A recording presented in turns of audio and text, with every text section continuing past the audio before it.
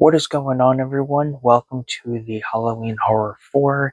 And for day 3, I'm going to be reviewing Psycho 3, which was a first time watch for me. So, Norman's trying to just live a normal life after the events of the second film. And, he ends up hiring this young gentleman who, is kind of a sleazeball to, kind of work at the motel while he kind of does his own thing.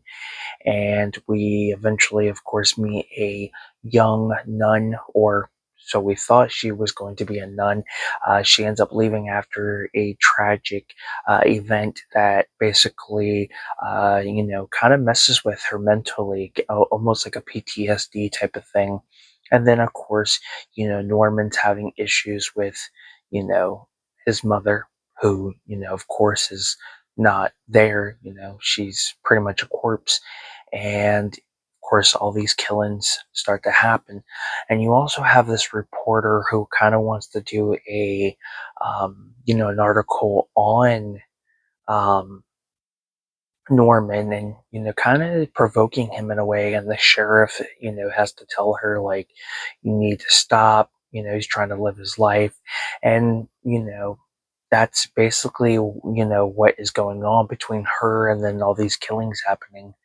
What I do like, though, is you kind of get more into Norman's history with his mother and his father and his aunt and everything like that. So that's the one thing I've been really enjoying with these Psycho sequels, is that we're finding more about Norman and what has caused him to become this deranged individual, what his past was like. So I do like that, we slowly get learn more about him, his father, his mother, what happened somewhat to what happened to him as a child. So, yeah, all in all, I thought it was a great sequel. There are some familiar faces. Um, excuse me. And the score on this is fantastic. The Blu-ray looks great. I know there's a Scream Factory release. This is just the standard Universal release of it. And then I think there's a 4K release for a box set. I want to say it's through Arrow. I could be wrong on that. But yeah, all in all, I thought it was a really good sequel. I wouldn't say it's as good as the second one. I thought the second one was really, really good, but I thought this was just as good.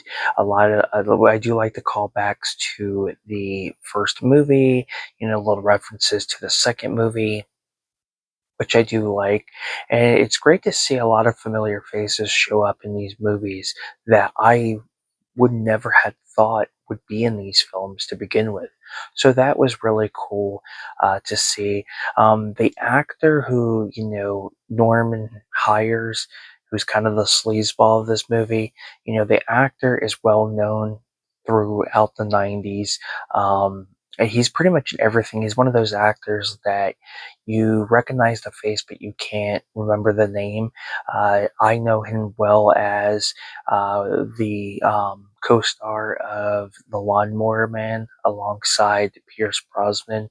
But yeah, he's the guy. The actor's been in a lot of stuff. I mean, a lot. Um, Most of the time, he plays a good guy. Other times, he plays, a villain. But yeah, it's great to see him in this. Hasn't aged a day in his life. He still looks the same. Maybe older, grayer, but yeah, he still looks the same. But it's always cool to see, him in tons of films that you never would thought he'd be in. Now, the actor who plays the sheriff in the second film has returned for this one as well. So, all in all, I thought it was a good movie. I really enjoyed it. I wish I could say more about this one, but in a way, it's kind of that ongoing theme where, like, the third movie in the franchise of some, whatever genre tends to be the weak link. But this one, yes, it's weak, but I still think it has its strong moments. There are some scenes specifically that are really, like, messed up in some way. There's like one of the victims, she basically something happens to her in the bathroom, and then we see something with an ice storage thing that you basically would get ice at like a gas station. Excuse me. Or like a hotel of some sort. So yeah, there's something with that, and yeah, it's really good. Um, so yeah, I wish I could say more about this movie, but I think it, for what it was, I think it was good. Excuse me, excuse me.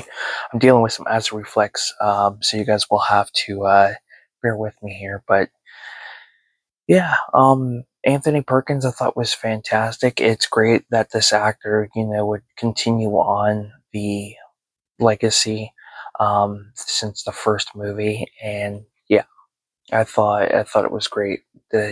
For his performance, and of course the house is creepy as always. That's the one thing I love. Is it's like the house itself is a character in its own way. So, but if you've seen Psycho 3, let me know what your thoughts are. I would love to hear your guys' opinion on the film, and yeah, give this video a like, subscribe to the channel for more content. Thank you guys for tuning in to day 3 of the Halloween Horror 4, and I will see you guys for day 4. You guys have a good one, take care, and I'll see you next time.